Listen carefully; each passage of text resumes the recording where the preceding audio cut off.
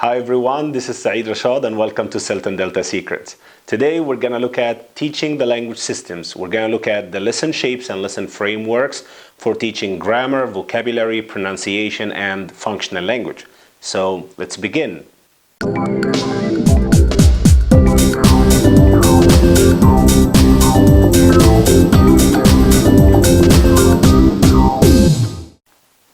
As you all know, teaching the language systems is different from teaching the language skills.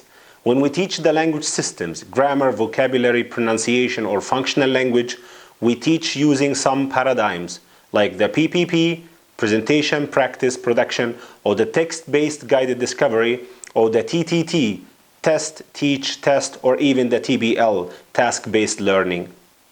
But when it comes to teaching the skills, we don't use these paradigms. We don't use these lesson shapes or lesson frameworks. We use different stages and different sub-stages.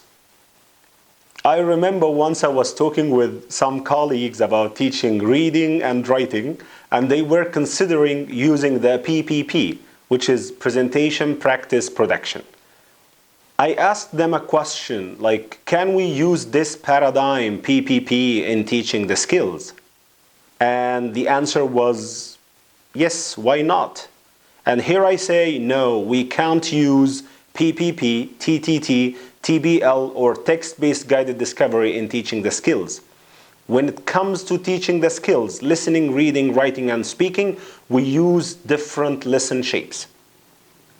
To your knowledge, even teaching the receptive skills would be different from teaching the productive skills.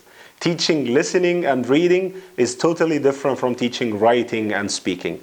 Those have some stages and those have some different stages. So the lesson shapes or the lesson frameworks I'm going to look at today with you are all about teaching the systems. Remember this: vocabulary, grammar, pronunciation, and functional language, no more. So let's begin and look at the PPP. All right, so PPP, presentation, practice, production, the most popular and common one. Many people know it, many people use it. But this one is divided into two different paradigms. The first one is the situational presentation, and the second one is the text-based guided discovery. Let's have a look at the situational presentation first. When you don't have a text, you don't have a listening text, you don't have a reading text, then you need to present the language through a situation, and then you move on to the practice and production stages. So the first stage is the lead-in or the building the context stage, and this happens through a situation. There is no text. The second stage is the presentation. You begin to elicit the language and clarify the language, meaning, form, and pronunciation, or meaning, pronunciation, and form. Then you move on to the controlled practice. You give the students an exercise to do so that they can focus more on accuracy. Then you move on to the semi-controlled practice, when students can be a bit freer than the controlled practice, and you end the lesson with the language production when the focus is on fluency. If you have a listening or a reading text that carries the target language, then you're not going to use the situational presentation.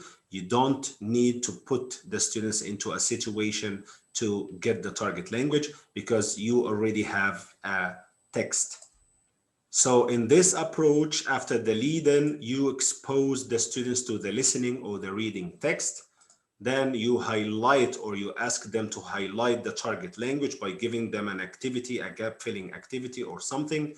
After highlighting the target language in a text, you start to clarify the target language, meaning, form, pronunciation if you're doing grammar, or meaning, pronunciation, form if you're doing vocabulary. After that, you move on to the language practice, which is controlled and semi-controlled, and then you end the lesson with the production, which will be focusing on fluency. So that's all about the PPP paradigm, and we will be talking about each one in detail in coming videos. So stay tuned, subscribe to the channel, and like and follow the page on Facebook. Now let's move on to look at the TTT, test, teach, test. And teachers use the test, teach, test paradigm when they think that students are familiar with the language, so that they can test them and then they can teach based on the testing, the first testing. Let's have a look at it. TTT, test, teach, test. And look at the stages. You start with a warmer or a lead-in like any other lesson. After the warmer or the lead-in, you give your students a test or an activity to test their knowledge and to see the weaknesses they have in this target language. After that, you teach according to the weaknesses you noticed. So you start clarifying the things that they have and they need to consolidate before they move on to the second test. In the second test, you give them the same activity or you give them a similar activity so that students can be better able to practice the target language with no errors.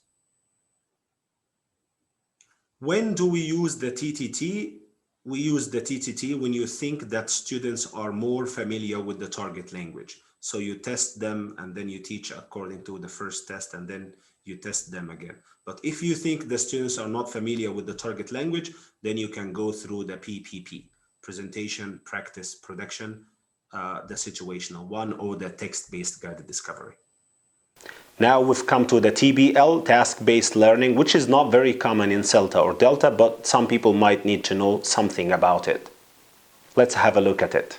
Task-based learning, 3 stages. The first one is the pre-task, the introduction to the topic or the task, and then the task itself, they plan and then they report the task, and after that the post-task, which is more focus on the language and more practice. We will talk about these 2 paradigms in coming videos, so make sure you like and follow the page on Facebook and subscribe to the channel on YouTube.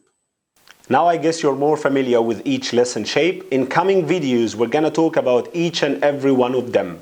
We're going to look at the rationale behind the stage, so I mean the aims of each stage and sub-stage. So stay tuned.